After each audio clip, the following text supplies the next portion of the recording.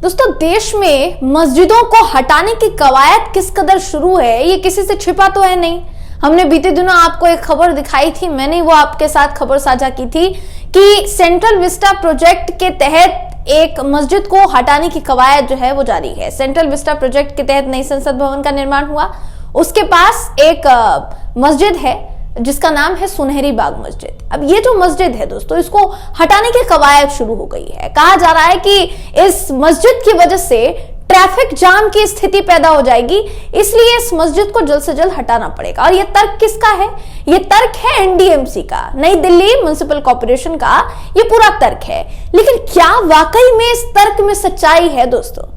क्या वाकई में यही वजह हो सकती है मस्जिद को हटाने के पीछे, या वजह कुछ और हो सकती है? ये अब पता चल गया है, बताऊंगे आपको इस खबर में। साथ में शुरुआत में ही आपको ये बड़ी खबर देना चाहती हूं कि सुनहरी बाग मस्जिद को हटाने के लिए जो प्रस्ताव दिया गया है, उस प्रस्ताव के खिलाफ मामला दिल्ली हाईकोर्ट पहुंच गया है और खुद इमाम लेकर गए हैं उस मामले को दिल्ली हाईकोर्ट। उनका कहना है कि ऐसे कैसे कोई मस्जिद हटा देगा, हम जहां पर नमाज अदा करते हैं, मैं जहां नमाज अदा करवाता हूं, उसको मैं मस्जिद को हटने कैसे दे सकता हूं? आप कैसे कह सकते हैं कि वो मस्जिद वहां से हटेगी? ये कहते हुए वो दिल्ली हाईकोर्ट पहुंच गए दोस्तों। दिल्ली हाईकोर्ट में उन्होंने और क्या क्या दलीलें दी हैं, सब कुछ इस खबर में आपको बताऊंगी। आखिर तक इस वीडियो को जरूर देखिए।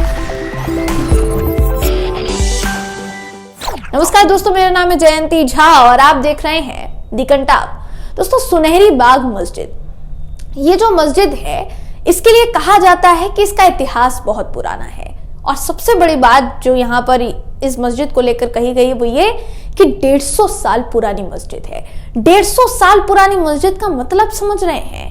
कितना इतिहास इस मस्जिद से जुड़ा हुआ होगा और ऐतिहासिक लोग जो हैं वो इस मस्जिद से जुड़े हुए होंगे। ये बाकायदा बताया जाता है कि एक कह लीजिए कि एक जैसे बाहर से पर्यटक आते हैं, बाहर से टूरिस्ट जो आते हैं वो इस मस्जिद को देखने के लिए आते हैं, सिर्फ इसलिए देखने आते हैं क्योंकि बहुत पुरानी मस्जिद है। सबसे बड़ी बात यहाँ ये कि इतनी पुरानी मस्जिद को आपने अचानक हटाने का फैसला ले लिया और जो तर्क दिया है उस तर्क पर असलियत में कोई वो जो फैक्ट दिया है दोस्तों उसका कोई सर पैर नहीं है। मैं आपको बिना देर किए बीबीसी की खबर दिखा रही हूँ स्क्रीन पर। इस खबर का क्या कहना है वो आपको बता देते हैं। थोड़ी देर में आपको बताऊंगी मैं कि हाईकोर्ट पहुंचकर, दिल्ली हाईकोर्ट पहुंचकर इमाम साहब ने क्या क्या दलीलें दी हैं और मामला हाईकोर्ट में ना सिर्फ पहुंचा है बल्कि लिस्ट भी हो गया है। जल्द ही इस पर सुनवाई होने वाली है, बाकायदा अर्जेंट हियरिंग आप कह सकते हैं इस पर होगी और उस सुनवाई में पता चलेगा कि इस मस्जिद को हटाया जाएगा या फिर नहीं हटाया जाएगा। दोस्तों आगे बताऊंगी आपको, मगर उससे पहले सुनिए कि ये जो एनडीएमसी ने तर्क दिया है मस्जिद को हटाने के पीछे कि ट्रैफिक जाम आगे जाकर लग जाएगा, इसमें कितनी सच्चाई है। दोस्तों, नई दिल्ली म्युनिसिपल काउंसिल ने हाल ही में यातायात की आवाजाही की सुविधा को देखते हुए सुनहरी बाग मस्जिद को हटाने का प्रस्ताव दिया था साल 2021 में। अब क्योंकि ये जो मस्जिद है इसको हटाने के लिए इसलिए कहा जा रहा है क्योंकि सेंट्रल विस्टा प्रोजेक्ट जो अभी बना उसमें नई संसद भवन का निर्माण हुआ। प्रधानमंत्री नरेंद्र मोदी जी का आवास पास में है, उनका कार्यालय पास में है, कई केंद्रीय मंत्रियों के जो आवास होंगे वो पास में होंगे। इसलिए कहा जा रहा है कि मस्जिद है तो मस्जिद की वजह से ट्रैफिक जाम होगा और ट्रैफिक जाम की स्थिति की वजह से इस मस्जिद को यहां से हटा देते हैं। अब सबसे बड़ी बात ये कि जो तर्क दिया जा रहा है उसमें कितनी सच्चाई है दोस्तों। सेंट्रल विस्टा प्रोजेक्ट जब तैयार हो रहा था 2021 में, तो उससे जुड़ी ट्रैफिक का आकलन करने वाली एक आप कह लीजिए कि सेंट्रल पब्लिक वर्क्स डिपार्टमेंट था। इसने अपनी एक रिपोर्ट में कहा था कि सुनहरी मस्जिद वाले चौराहे पर मौजूदा वक्त, यानी अभी जो वक्त है अभी या भविष्य में कभी भी कहीं भी किसी भी तरीके से वहां पर ट्रैफिक का कोई आसार ही नहीं है। ट्रैफिक जाम की स्थिति वहां होगी इसका कोई सरपैर ही नहीं है, ये हो ही नहीं सकता है। ये ना अभी हो सकता है ना ये आगे हो सकता है। ये किसने कहा था? मैंने आपको नाम बताया है, central public works department CPWD की एक रिपोर्ट में बाकायदा ये कहा गया था कि इस चौराहे पर जो मस्जिद बनी हुई है या तो मौजूदा वक्त या फिर भविष्य में ट्रैफिक जाम लगने की संभावना यहां पर न के बराबर है, ये कहा है इन्होंने। अखबार इंडियन एक्सप्रेस में एक जो खबर छपी उसका कहना है कि एनडीएमसी ने सार्वजनिक नोटिस जारी करके अपने प्रस्ताव पर 1 जनवरी तक आपत्तियां और जो रजामंदी है वो देने के लिए कहा था, यानी लोगों से उनका ओपिनियन मांगा था कि वो क्या सोचते हैं इस मस्जिद को हटाने के बारे में, अपने ओपिनियन जो है 1 जनवरी तक दे दे। आपकी जानकारी के लिए बता दूं 31 दिसंबर तो हो गया, 1 जनवरी आने में ज्यादा समय तो बाकी रह नहीं गया है, तो 1 जनवरी तक सारे ओपिनियंस आ जाएंगे। और अभी तक जितने भी ओपिनियन आए हैं दोस्तों, उसमें चाहे आप इतिहासकारों की बात कर लीजिए या मस्जिद से जुड़े लोगों की बात कर लीजिए या जिन्होंने अभी तक बीते 150 सालों में उस मस्जिद को वहां पर देखा है, उनका ये मानना है कि मस्जिद को हटाने के पीछे ये जो बेतुका तर्क दिया जा रहा है इसका कोई सर पैर नहीं है। मस्जिद को हटाना बिल्कुल नासमझी होगी, गलत फैसला होगा और ये फैसला लेना ये सबसे बड़ी गलती होगी एनडीएमसी की, ये साफ तौर पर उन लोगों का कहना है दोस्तों। अब देखिए एनडीएमसी का क्या कहना है, जरा वो भी सुन लीजिए।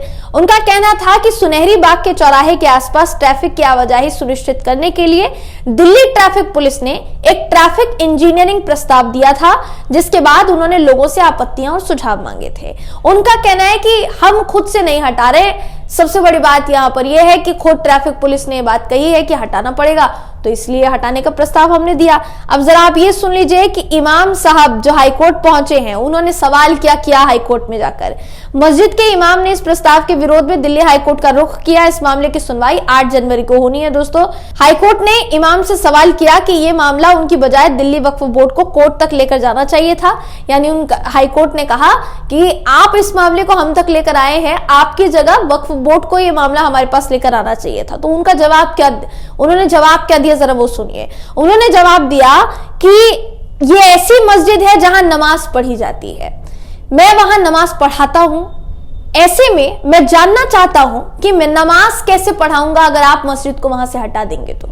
उनका कहना है कि उन्होंने दावा किया कि बिना किसी रिसर्च के, बिना किसी आंकड़े के, बिना किसी फैक्ट के, बिना किसी तथ्य के जानबूझकर मस्जिद को निशाना बनाया जा रहा है और उसे हटाने की कोशिश की जा रही है।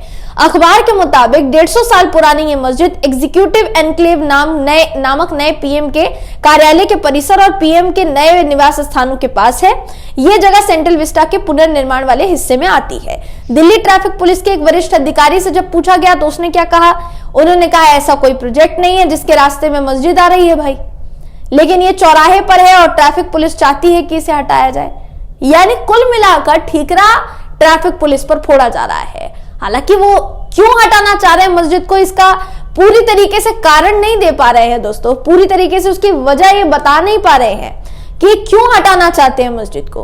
वजह क्या है भाई, इतने साल से जब वो मस्जिद वहां पर है, अगर ट्रैफिक की स्थिति पैदा होनी होती तो दिल्ली में जगह जगह ट्रैफिक लगता है, इतना बड़ा ट्रैफिक लगता है, बावजूद इसके दोस्तों किसी तरीके की ऐसी कोई स्थिति तो पैदा होती नहीं है। ऐसी तो कोई स्थिति पैदा होती नहीं है कि भाई ट्रैफिक लग गया और उसकी वजह से आप करना ये पड़ेगा कि मस्जिद को ही हटा दो। किसी जगह पर अगर मान लीजिए मस्जिद पड़ रही है और वहां उस इलाके में घनी आबादी वाला क्षेत्र है, ट्रैफिक लग जा रहा है, तो मस्जिद को आप हटा देंगे। ऐसे ही धार्मिक स्थलों को आप हटा देंगे। वहां पर गुरुद्वारा बना होता तो, वहां पर मंदिर बना होता तो आप इसी तरीके का प्रस्ताव देते, या अगर कोई और धार्मिक स्थान बना होता तो।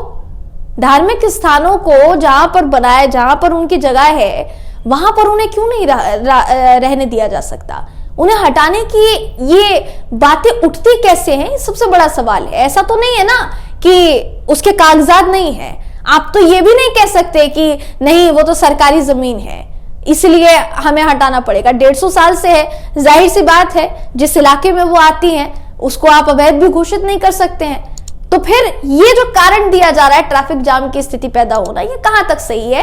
ये बड़ा सवाल है दोस्तों जो इस वक्त खड़ा हो रहा है। फिलहाल इस खबर में बस इतना ही। जो भी अपडेट निकलकर सामने आता है मैं फिर लेकर हाजिर हो जाऊंगी।